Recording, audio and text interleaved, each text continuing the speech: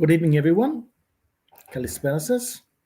Let us begin by acknowledging the traditional custodians of the land on which we gather today, the Wurundjeri people of the Kulin Nation, and we pay our respects to their elders, past, present, and emerging. I extend that respect to any Aboriginal and Torres Strait Islander peoples here today. We're just past the halfway mark of this year's program. Winter is settling in. Many of you are off to sunny Greece, but don't forget the seminars delivered live online can be followed from anywhere in the world through Facebook or YouTube links. With most seminars, whether they're online or the mezzanine, we do try and make the recordings available within a few days. Next week's seminar is also online. It's by Athens-based Dr. Dimitris Gamouzis on the Asian Minor campaign and the fate of returned soldiers. This is quite a neglected topic, the post-1923 impact on returned soldiers' lives, but also their families. But let's return to tonight's topic, carnival celebrations in late Ottoman Istanbul, intersections of class, gender, and identity in Apokries and Baklahorani by Naz Vardar. This title might be quite a mouthful, but it's equally amazingly fascinating. Baklahorani or Tatavla Carnival, Apokries Tatavla in Greek, was a carnival traditionally celebrated annually in Istanbul, the former Constantinople, by members of the local Greek-Orthodox community on Clean Monday, Katara Deftera, the last Monday before Lent. It took place during 19th century and perhaps earlier, but was banned by the Turkish authorities in 1943. In 2010, the carnival was revived in a watered-down version, unlike the licentious original.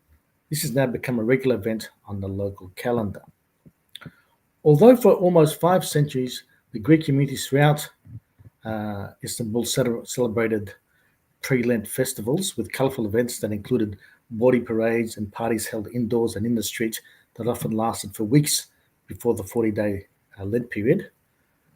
Baklahorani on Clean Monday, the last day of the carnival season before Lent, became the culminating event in the mid-19th century. The word itself has part Turkish and Persian origins, meaning I eat broad beans, a reference to the dietary restrictions during Lent, just like the word Apokries, which means I avoid meat. Festivities, especially on street level, served as occasions to perform transgressive behaviour that challenged and ridiculed gender roles and ethno-religious identities. However, such festivities are today largely erased from the collective memory. To give us a historical overview of these events, we're grateful to have with us Naz Vardar, who's based in Vancouver, British Columbia, Canada. And I noticed today both Melbourne and Vancouver were included in the top 10 world's most livable cities.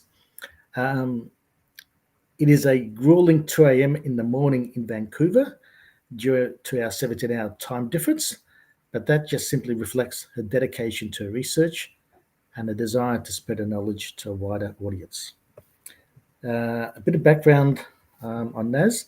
She's a PhD candidate at the Department of History at the Stavros Niarchos Center for Hellenic Studies at Simon & Fraser University in Vancouver.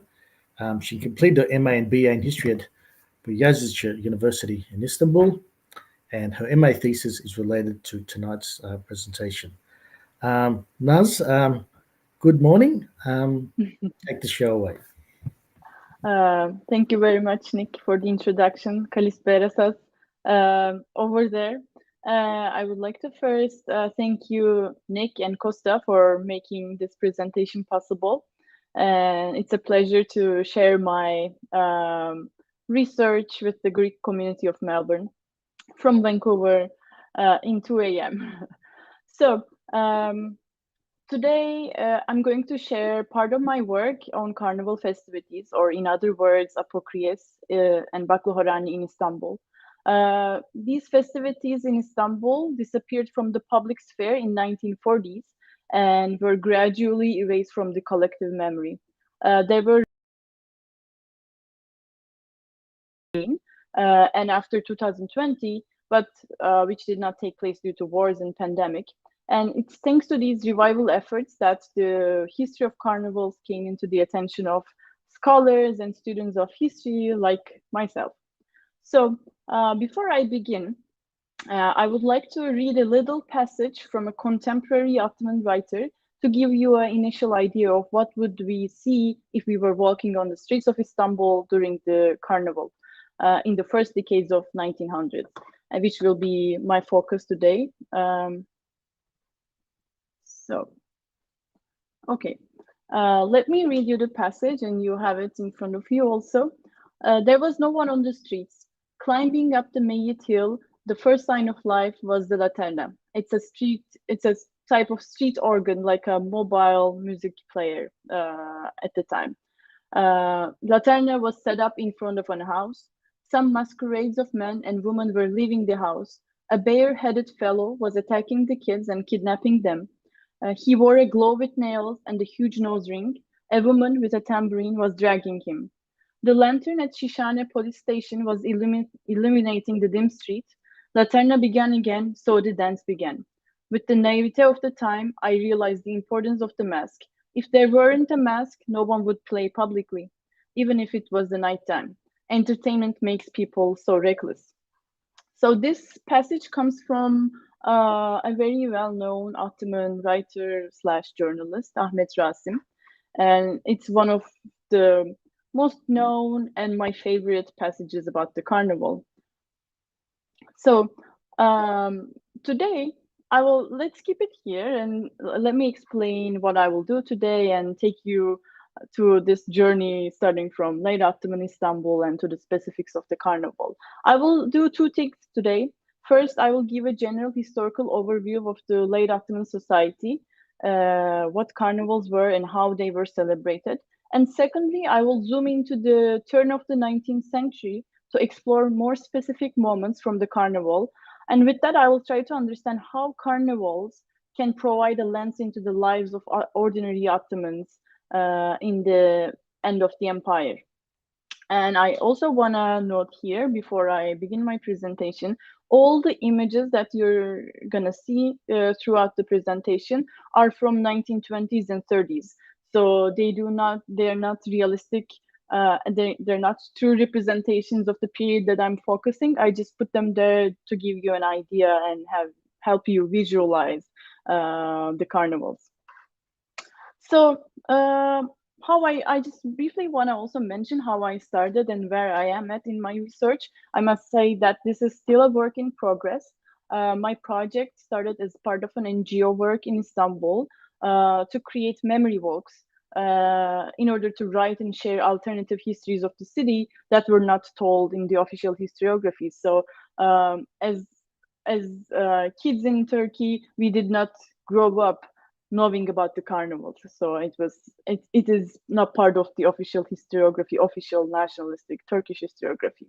So my interest as part of this NGO work turned into a seminar paper, then to an MA thesis, which is mostly based on Turkish sources. And today's presentation is part of my MA thesis. And I'm currently at Simon Fraser University in Vancouver. I'm working towards expanding my work on carnivals by incorporating Greek sources and exploring carnivals outside Istanbul in Asia Minor and Macedonia. Of course, learning Greek is part of my process, but then in efkolo tadume. So because it's still a work in progress, suggestions, comments, and feedbacks are very much welcome. So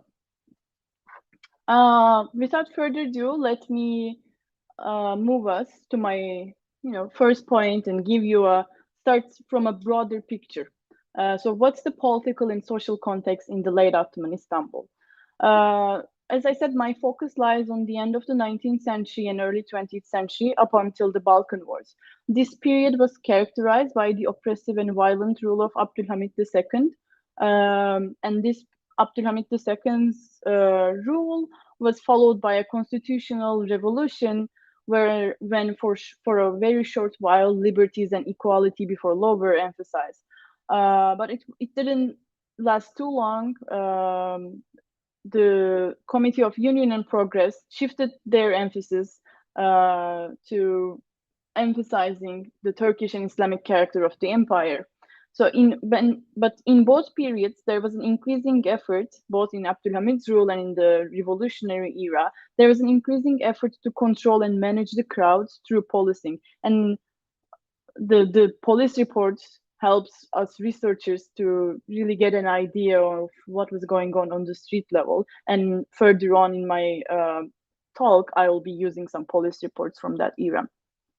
So in the Ottoman Empire, non-Muslim communities enjoyed autonomy in their internal cultural and religious affairs. They were integral part of the Ottoman governance as well. Although since the mid-19th century, non-Muslim status improved from second-class citizens to equal citizens before law, it was mostly on paper. In reality, especially at the turn of the 19th century, the question of Macedonia and eastern provinces added up to the tensions and conflicts between non-Muslims and the state, and which led up in the following period to the violence of Balkan Wars and World War I. But what about everyday life and identities of the ordinary people? So scholars agree that up until the Balkan Wars, Ottoman society was divided along religious and ethnic lines rather than national lines. Greeks, Armenians, Turks, and Kurds, who are populating this presentation also, were far from being separate homogeneous national groups. Ottomans had very complex affiliations to different localities, such as Eastern provinces, Asia Minor, Pontus, Aegean Islands, Kingdom of Greece. They had different affiliations to different churches, to different occupational groups and political ideas. It was also a period of constant movement of people in the empire due to mass migrations that resulted from massacres in the eastern provinces and in Macedonia, economic difficulties and forced displacement. So at this period, the Istanbul that I'm talking about was a place where people from different provinces of the empire moved, lived together, and brought with themselves their customs and traditions. So, given this very brief and quick political and social context, let me try to explain what carnivals were and what I mean by carnival, Apokries, Baklahorani, and Ottoman carnivals. Carnival festivities in Istanbul were closely associated with the Greek-Orthodox community of the city. Catholics and Protestants also lived in the city too, but what came to be known as Istanbul's carnival was very much tied to Greek-Orthodox calendar and tradition. So as you probably all know, carnival is the specific time period preceding Great Lent, Megali Sarakosti. Carnival lasts for 3 weeks, but the last week, and especially the last weekend, is where all the revelry entertainment culminates into a very heightened sense of carnival and entertainment. So in Istanbul, carnivals are referred interchangeably as Apokries or Karnavali, as in Greek, and Apukuria or Carnival, as in Turkish. Baklahorani, on the other hand, is a very local Istanbulite and Ottoman festivity. It's the Kasara Deftera, the Clean Monday fair, organized specifically in Tatavla. And here I just want to a bit talk more about Tatavla because most of my examples will be coming from this neighborhood. Tatavla is a Greek-Orthodox, exclusively Greek-Orthodox neighborhood. It was like that until 20th century. Initially, it was settled by shipyard workers brought from Chios and other islands. It's a working class and middle class neighborhood. So in terms of its socioeconomic structure, it is very different than other Greek neighborhoods in Istanbul, such as Fener. Later on, in the second decade of 20th century, it started to be populated by other non-Muslim groups like Jews, Armenians, and Italians. And geographically, it was very suitable for a fair, for a panegyri, because it was on top of a hill overseeing the European neighborhood of the city, like Pera and Galata, and it had a large green field, very suitable to set up and establish a fair. And I must also point out here, Tatavla was also already very famous for its entertainment culture, with a lot of taverns and meyhanes existing and functioning in the neighborhood. So Baklahorani, and so when we talk about carnivals, we talk about Apokuria, yes, but we locate ourselves in Tatavla and in Baklahorani specifically also. So I talked about Tatavla being in proximity to European neighborhoods called Pera and Galata. So the carnival from Tatavla was the center of the carnival, but it easily spread to Pera and Galata. And during the carnival, we see a constant movement of people between these two localities. So for today's presentation, I'm only focusing on the entertainment and festivities on the street level by the ordinary people. However, during this time period, we know, thanks to newspapers and newspaper ads and articles, that associations, schools, benevolent societies, and especially European embassies organize private events in the form of bal masqué or costume parties. But this is a different topic that I'm not going to be talking about in this presentation. But the boundaries between these two public and private events were blurred to a certain extent. So what would one see in a carnival and experience in the carnival? So carnival was a very specific occasion where Ottomans from diverse backgrounds mingled further and enjoyed a relative freedom that wasn't enjoyed in everyday life. Material culture and performances were essential part of the carnival space, as well as they were kind of a precondition to participate in the carnival. So here I must mention that becoming a mascara was kind of a rite of passage to participating in the carnival. Becoming a mascara, or maskara olmak as in Turkish, was an entry into the carnivals. And one of the things that allowed this was wearing masks and costumes, because through wearing masks and costumes, people could acquire some sort of anonymity that gave them the freedom to act in a way that they wanted to act. So what kind of costumes and masks people wore? There was a very wide range of costumes and masks. Observers wrote that some people just painted their face. I must have a slide here. Observers wrote that some people just painted their face to black, red, or white. Some had very strange masks that were sold in department stores exporting goods from Europe. As you can read also here, chubby faces, pop-eyed, long-nosed, large-mouthed, without a mustache, with a mustache, bearded, black face like a Negro, gray face like an Ethiopian, yellow like a Chinese. Some were woven with cotton or thin wire, bird, goat, and cow heads, fake mustaches and sideburns to be attached with a rubber band. Or some other contemporary writers also emphasized the Italian influence, especially from Italian Commedia dell'arte. The characters from Italian Commedia dell'arte would be mimicked, and their costumes would be worn on the streets of Istanbul. Even one observer wrote that these characters in colorful clothes, boarded from Venice and came to Istanbul for the carnival.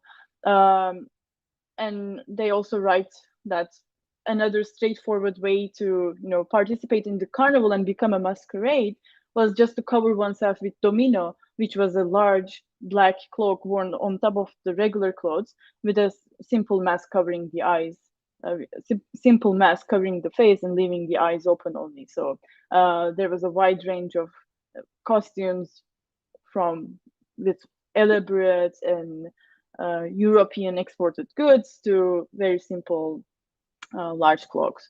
And some costumes and practices can be traced to rural and provincial origins too, such as people covering themselves with animal skin and fur.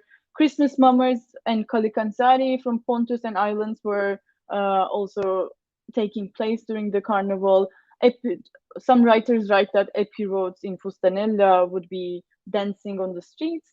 And thanks to those costumes and masks, people could enjoy, like I said, freedom and anonymity to engage in excessive behavior, which is very central part of the carnival celebrations.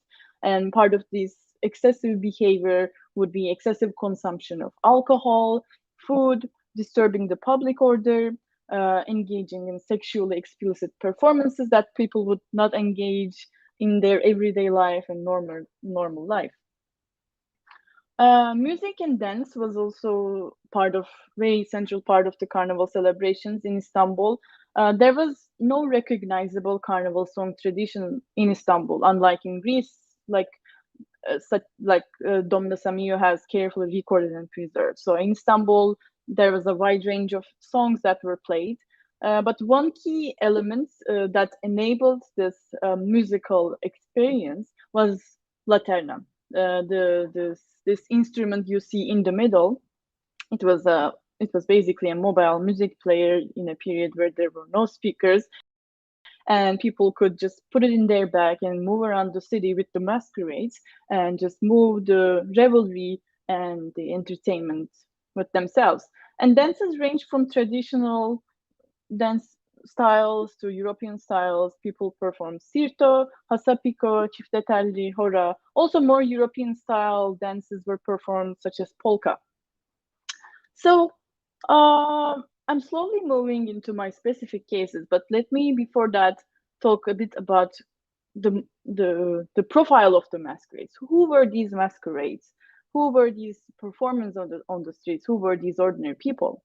So carnivals were celebrated by the people for the people. When we're talking about carnivals in Istanbul, we're not talking about very institutionalized or organized way of coming together for the carnival. It was a very subaltern entertainment in a very disorganized manner. People from below just came together in a very spontaneous manner during this time period. Like I said before, Baklahorani took place in this working class neighborhood, but the categories and differences, hierarchies between working class and elite became very flexible and blurred during the carnival. One writer states that children from the Greek elite families, especially living in Fener, were prohibited from going to Baklahorani because it was seen as a very dangerous and immoral place to be during the carnival. But of course, the same writer writes that those kids didn't care and they just wanted to go and see what was happening in this infamous Baklahorani. It's also known that petty bourgeois would pass through Tatavla in their carts and carriages, gaze through the entertainment, and sometimes would stop and enjoy the festivities there. Among these masquerades would be merchants, small shop owners, richer people like goldsmiths from Grand Bazaar, gentlemen, not only Christians, but also Muslims, imams, dervishes from Sufi lodges would be there, as the writers, the contemporary writers, recorded. And of course, women from different backgrounds would also be present there. And this brings me to my first specific case, and with that we can zoom into women's participation in the carnival and how these women enjoyed and how they were viewed by the general society. So who were these women in the carnival space? So observers write both prostitutes and elite women enjoyed a more reckless visibility during the carnival. And I should note here that our information about the woman's participation during the carnival comes from male and upper class observers. So from these writings, we understand that women enjoyed a relative freedom during the carnival, yes, but this was still something that caught the attention of the patriarchy. So you must be aware of this perspective here. But women's participation still is a very significant case for the late Ottoman context, and here it will be helpful to briefly talk about women's place in the late Ottoman society. So elite women and the ideal woman image wanted women to be confined in the homosocial spaces like households or hammams, where hammams, which were the places which were female only places. Elite women were required to act in a certain way. Their public visibility, and especially their visibility on the streets during nighttime, was something that was really against the image that was trying to be created. But this doesn't mean that there were no women on the streets. There were women on the streets, but these women were mostly registered prostitutes, unregistered sex workers, poor, unattended migrant women, or women in the entertainment industry. So for any woman to be publicly visible in the late Ottoman Empire created ambiguities about their status and morality. But Carnival, as I mentioned, provided this opportunity for women to benefit from this ambiguity of being visible on the streets and also avoid being pointed out thanks to wearing costumes and masks because they could be in disguise and anonymous. So carnivals, note that the girls on the carnivals, the girls that they observed enjoying during the carnivals were coming from different backgrounds. They were girls from brothels in Dolapdere, very close by to Tatavla. They were performers from taverns or vagrant women. They came from different ethnic backgrounds, not necessarily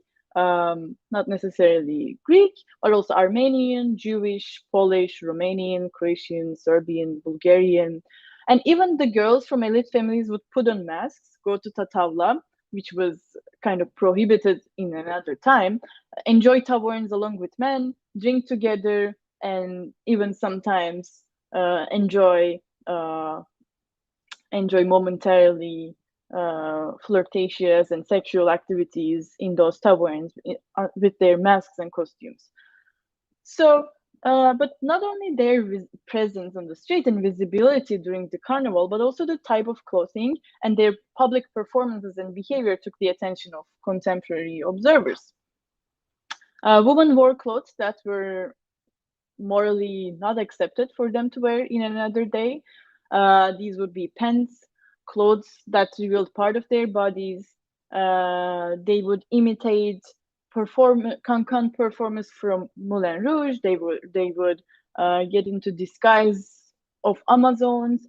There was a wide range of influence in terms of costumes. Some would come on horses, and they would do. Some women were seen to making phallic jokes with objects like cucumbers and carrots. They would dance publicly. They would drink ouzo, wine, champagne along with men, and have sexual experiences. And some women would, some prostitutes from Dolapdere would come together with their procurers and even have their sex work during the carnival in public spaces. So what we see in these observers' recordings is that women during the carnival were able to challenge and push against the society's norms about gender roles and women's place in the society. So, but again, at the same time, I should note here that although they were able to challenge and push against those norms, women still got their share of male gaze in violent ways too, through catcalling, through harassment. But what these observations and moments show us about the Ottoman society is that first, the boundaries between ideal woman and prostitute or a poor woman could not be always clearly drawn. There were a lot of ambiguities. Women could stretch these boundaries and play with the markers through participating in the carnival, through wearing certain costumes, through getting into disguise. Women were not passive and invisible subjects of the Ottoman society, but they could find their way to assert their agency, be public, and enjoy worldly pleasures outside their homosocial spaces.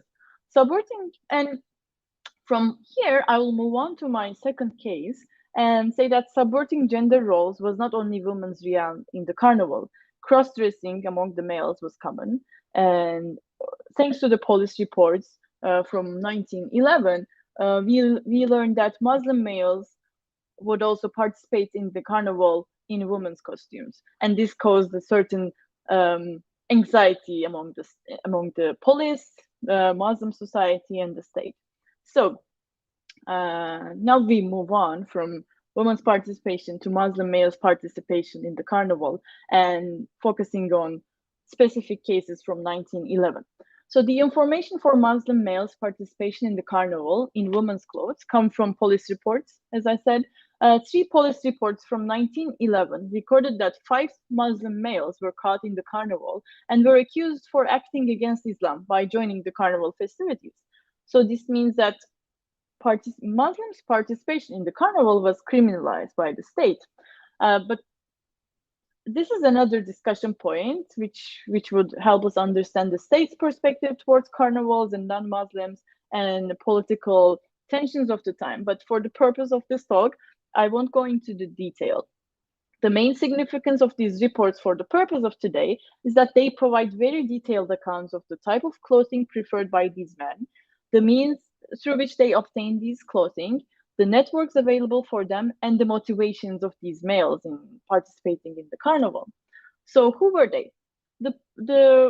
These 5 males in these documents come from upper echelons of the society, and both their professions and their place of residency, so to say, allow them to access the material culture, the practice, and the performance of the carnivals.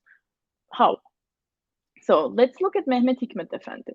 He was during the carnival, he was caught by the state officials walking down Grand Rue de Pera. He was a son of a state official and a student at a French high school at Beyoglu. So he was already living at Beyoglu. Second group, Osman Efendi and Ibrahim Nail Efendi. They come from a similar background related to state offices. Osman Efendi was a scribe in the fiscal directorate, and Ibrahim Nail Efendi was a tax collector at Haskari, and Haskari is a Jewish and Greek neighborhood in Istanbul. On the other hand, we have Şevket and Ömer. They were just merchants working in a dessert shop in Nişantaşı, but Nişantaşı is also walking distance to Tatavla. It's very close by, and it's also a neighborhood where non-Muslims and Christian population of the empire settled highly. So it can be said that their work in social spaces might have played a role for them to be familiar with the carnival tradition and access to the means to become a masquerade. Their costumes and the story of how they obtained them further illustrates the intricate details of the overall experience of becoming a mascara. So what did they wear and how did they access these materials? So personal connections were one way to obtain costumes. Mehmet Hikmet Efendi was wearing a very elaborate costume, and this is kind of my favorite police reports for this project. So he borrowed his costumes from his landlady, Madame Manik, and Madame Manik was like probably a member of the Armenian community. Mehmet Hikmet Efendi was accompanied by his friend Alexandros from Zarambolu, as the report says, Safranpoli in Greek, and Safranpoli in today's Turkey. And Alexandros was most likely a member of the Greek community. And moving on to the other group, we see that social and commercial connections played a role in acquiring costumes. It's known that many European-style retail stores did bring costumes from Europe, but there were also local shops where people could rent costumes. Osman Efendi and Ibrahim Nail Efendi were able to access their costumes from a Greek named Christos, who owned a costume store and rented them for masquerades during the carnival. These three, in the interrogations revealed that these three met in a coffee shop for bargain, did the transaction at the hotel where Osman and Ibrahim dressed the costumes. We did not know why Osman Efendi and Ibrahim Nail Efendi would not go into a department store and simply purchase a costume. This might be related to the fact that they are state officials and they probably wanted to do it discreetly. And thanks to Christos, they were able to do it discreetly and bargain, get the costume, and change their clothes in a hotel. So their social and commercial networks allowed them to be able to become a masquerade. But what was their motivation in participating in the carnival as Muslim men who had to do all these discreetly, and who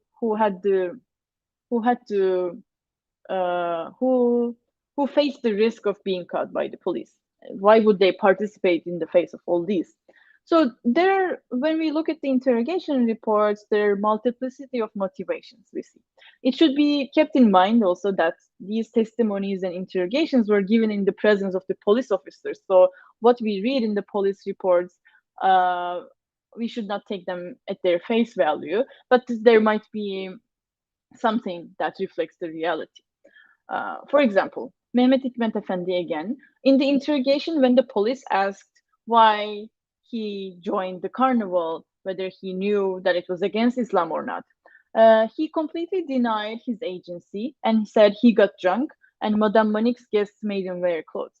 However, there's a cross interrogation with his friend Alexandros, and Alexandros reveals very quickly that they already planned beforehand the specific clothes that they were going to wear and the specific meeting location that they were going to meet at Grand Rue de Pera. So contrary to what Mehmet Hikmet told the police, it was probably a very intentional transgression that he did on purpose, and he very elaborately planned his costume thanks to Madame Manik's wardrobe. Sometimes it's not clear from the documents whether there was a solid and clear reason or motivation. For example, Osman Efendi, he just says he had no purpose behind and he did it just because he wanted it. It might also just be out of free will for entertainment or for a little adventure, like Ibrahim Nail, who said he had done it by knowing that it was against Islam, but he again just wanted to do it.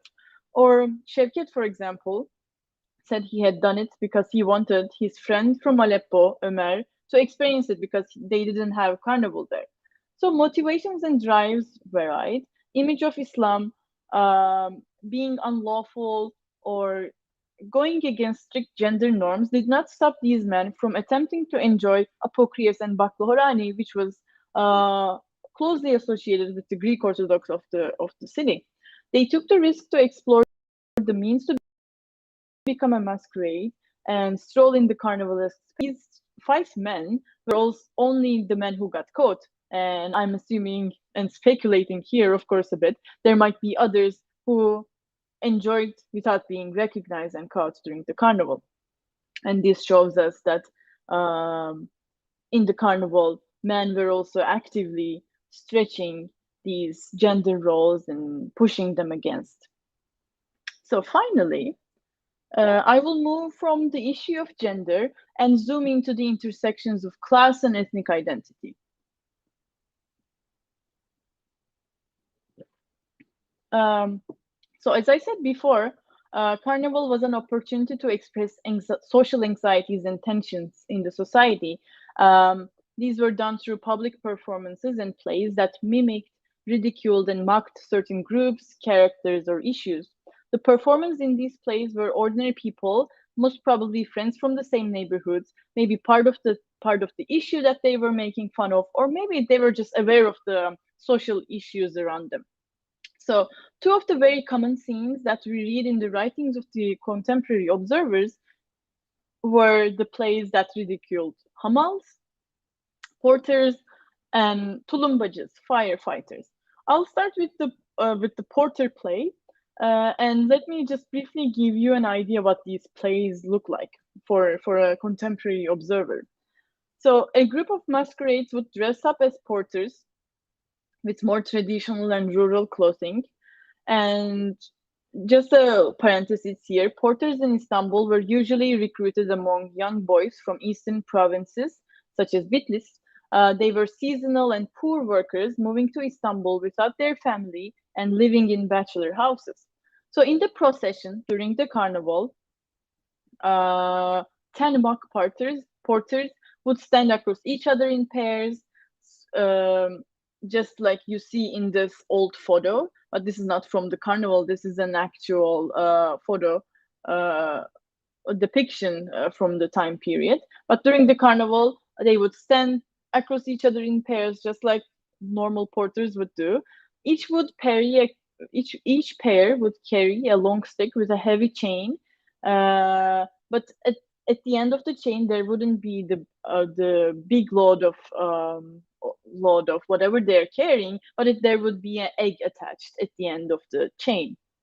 The masquerades would walk around by acting out as if they were carrying such a heavy load, stop, shout and yell, and pretend wiping their sweat off because they're supposed to have a very heavy load. So this play symbolically mocks the character of Porter as uncivilized, undisciplined, and rural subjects. And I should also say here, this bachelor and rural character of the Porters created a social anxiety among the urban and elite population of the city. And the Porters, as bachelors and poor young men, were seen as a threat against the city's values and threat against the morality and security of the city. And also, Porter position, and it's not only a class hierarchy here, but there's something political in that too. Porter's position and Porter's occupation became a very contested and politicized zone between Armenians and Kurdish from the same provinces, and especially from Bitlis. It was suspected that Armenian porters had contributed to the occupation of the Ottoman Bank by Armenian nationalists in 1896. So as a result of this controversy, Armenian workers were replaced by Kurdish boys from the same provinces, and this became something conflictual between Armenians and Kurds.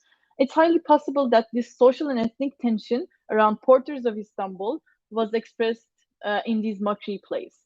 This shows that discussions around porters' work, their manners, their place in urban society might have been a heated issue at the time, and these performers in the carnival were very well aware of these tensions. Class differences and differences between rural and urban people were very visible and very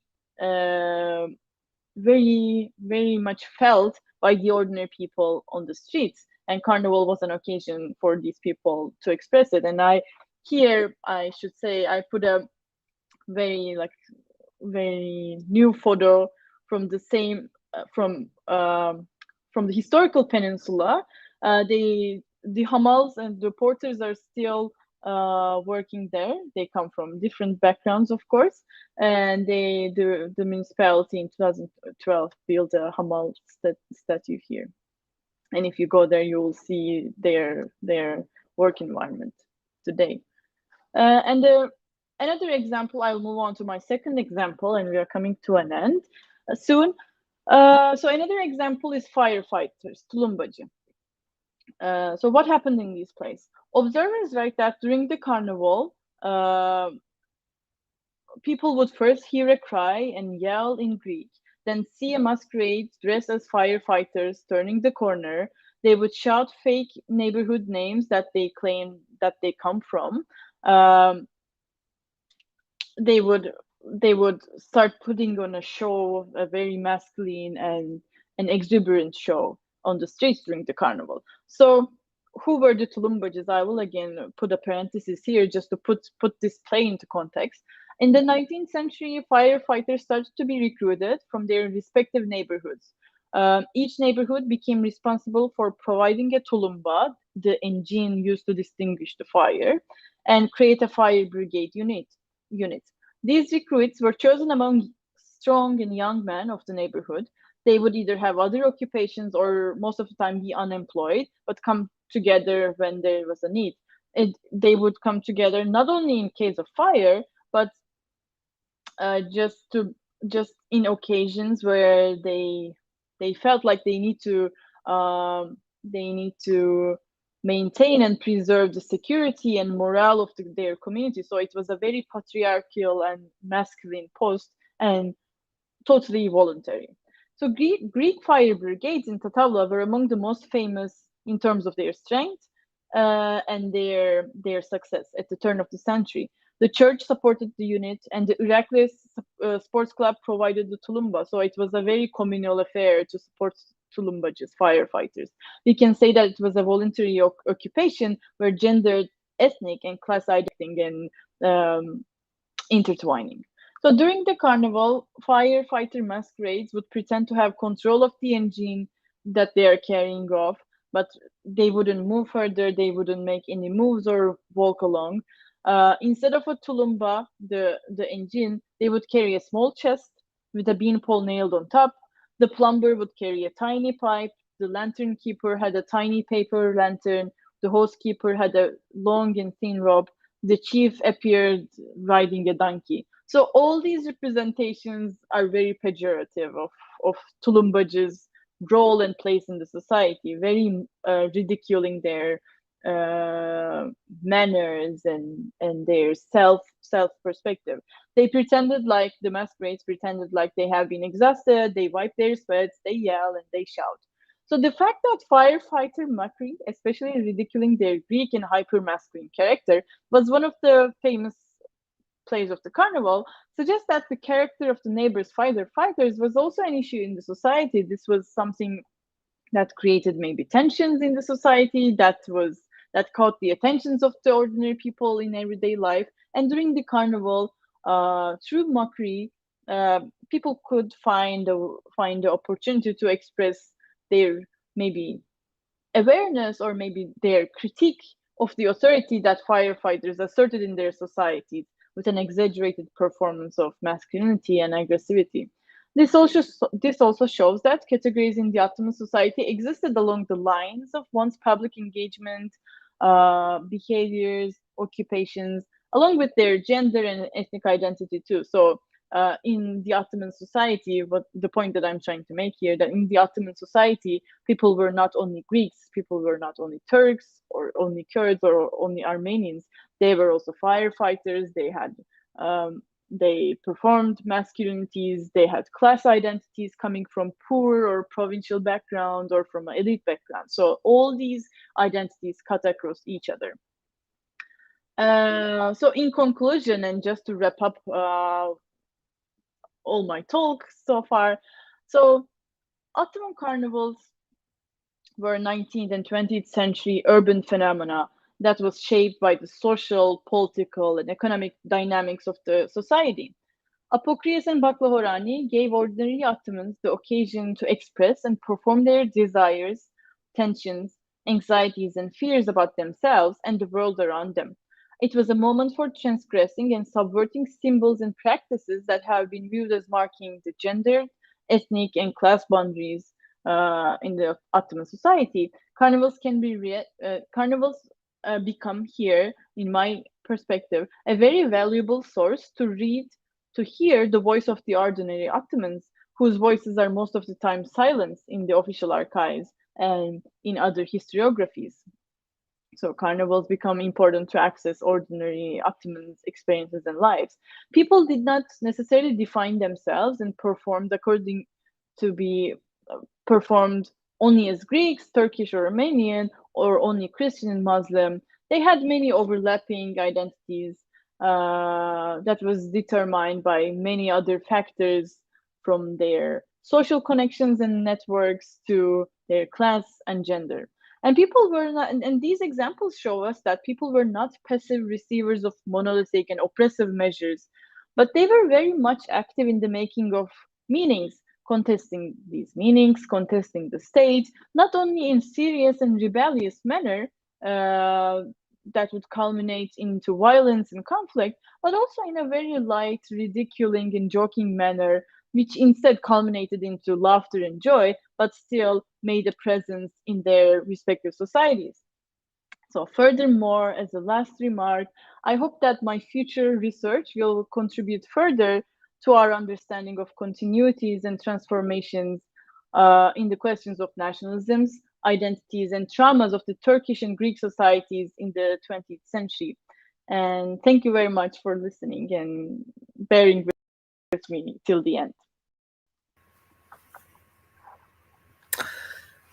Thank you, Naz. That was such a fascinating presentation. I've learnt a new Turkish word, tulumbaji, because tulumba Yep. in Greek is actually a hand-powered water pump. Yes, Tulumba. It's a exactly. hand-powered It's water the pump. water So pump. it's the water pump, yes. So Adding the And chi makes, tulumbacı is makes the who uses profession it. so tulumbaji. So it's one word I won't forget. I might kickstart off the questioning while questions arrive. In Istanbul, we know in the suburb of Fener, the patriarchate is sort of located. From your readings or your sources, do we have the views of the patriarchate on this sort of carnival? Were they for? Were they against it? Were they neutral? How did they view these proceedings? So I haven't yet came across anything about the patriarchate view, like specifically patriarchate view. But I know that in more like general understanding and the general reading I have done so far through memoirs and other types of ego documents, carnival was something that authorities like church and the state was not very happy and embracing of. So it was carnival, and by the due to its nature of this excessive behavior and the ambiguities that created in the society was at at odds with the church and any type of authority. So church was, although it was part of the Greek-Orthodox Yeah. calendar and tradition, it So wasn't part it's of the more church. tolerated rather than promoted. Yeah. Yes, exactly. What I understand, I mean, like I said, I haven't had the chance to look at the patriarchate, but what I understand from Ottoman state's perspective, it was tolerated. But Ottoman state was still very much monitoring how the carnivals went. Like we see documents that, uh, Ottoman state discussing that they would prefer to put more security forces around Tatavla during the carnival, but we don't see any intervention in the carnival. So it was tolerated but monitored and always Didn't want it to get watched. out of hand. Exactly. Yeah. Okay. We've got a question here from Mary Rakas. Very interesting presentation, Naz. Thank you. Do we know what the consequences were for those Muslim men who masqueraded as women? And if I had one more question, were there any examples of Muslim women participating in Apokries? So first question, thank you very much, Maria. So the consequences, I don't know, because the police report just ends at the end of the interrogation, and I'm assuming probably they were just released because there is also, when I check the rules and regulations and documents about law so far, I haven't seen any regulations against the carnival. So there is no such a strict and written rule saying that carnivals are against Islam. So it was just because probably these five significant, like specific men's case was very specific to that period when the state started to be more interested in protecting the image of Islam, protecting the image of its Muslim subjects. So we don't know the consequences, but I'm hoping that I can get my hands into more documents that would say something. And for the Muslim woman, Nick, I haven't come across anything so far that specifically talks about Muslim women. But some of these, prostitutes or poor vagrant women on the street would very much be Muslim women as well. So there is no categorization for Muslim women so far in terms of their participation in the carnival. And we have a question here from Anna Nicolau. Thank you, Naz. During your research for this topic, did you come across any reference to performance of Karagöz's shadow or puppet theatre at the time of the carnival? Thank you, Anna. I just saw that in Baklahorani, in this public fair in Panagiri, there would be performances of Karagöz's, of course, in Tatavla, but I haven't come across anything specific that talks about what kind of content they had, what kind of if they had any specific performances for the carnival or not. But I'm assuming there would be more because it was part of this public and ordinary people's entertainment culture. Yeah. Okay. I might just add one more question. You mentioned at the start that your future plans, if possible, is to extend this research, not just only to Greek sources, but to other cities in the Ottoman Empire where Carnival might have been held. Another important city centre in the Ottoman Empire where there would have been a large Greek Orthodox population would have been Smyrna or Izmir. So far, have you encountered any reports? I know you're still at the initial phase of your research about a similar carnival taking place in Smyrna or Izmir.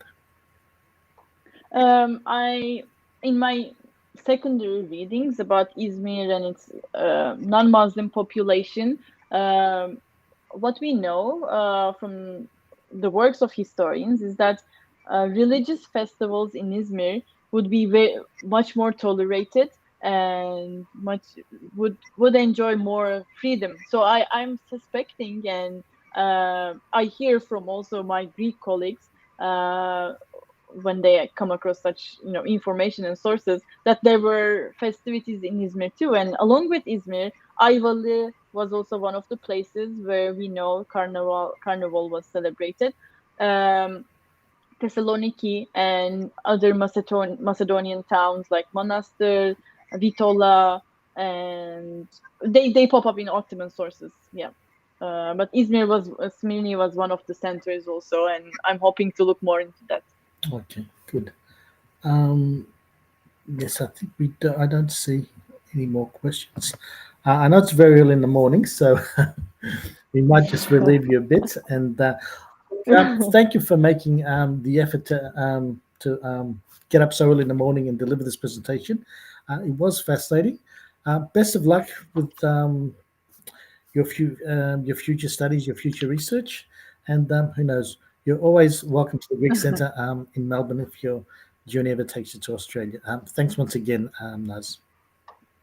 Thank you very much, Nick, for this opportunity and for your lovely words. Yeah, I'm hoping in the future that I can share more about my findings and my research. And thank you very much for your support and listening.